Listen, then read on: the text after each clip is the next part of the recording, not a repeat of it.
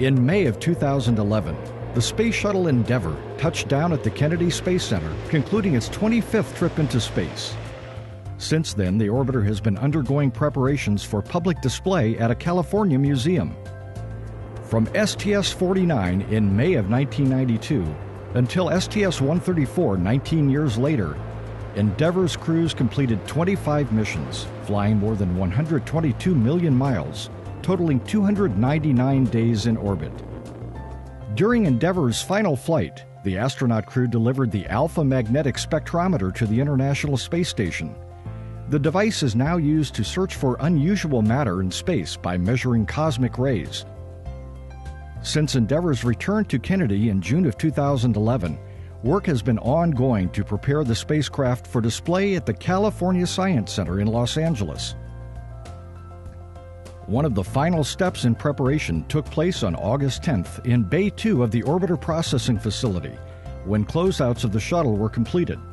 Appropriately, the last person out of Endeavour was Kennedy Space Center Director Bob Cabana.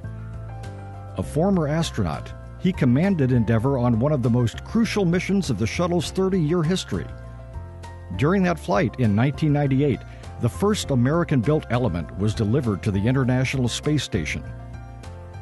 Once out of the shuttle, Cabana joined United Space Alliance technicians in sealing Endeavour's hatch for the final time.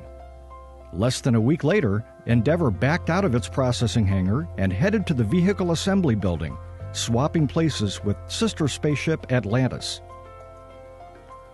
On August 16th, Endeavour left the Orbiter Processing Facility and Atlantis was moved out of the Vehicle Assembly Building. Along the way, both shuttles stopped for a nose-to-nose photo opportunity. Scores of Kennedy employees and news media were on hand to take pictures during the activity. Endeavour now is ready for a September 17th ferry flight. Once on display at the California Science Center, it will represent the shuttle program's legacy and inspire future generations of space explorers. The schedule calls for Endeavour to be mounted atop the shuttle carrier aircraft, a specially modified Boeing 747, for the September 17th ferry flight across the country to its new home in Los Angeles.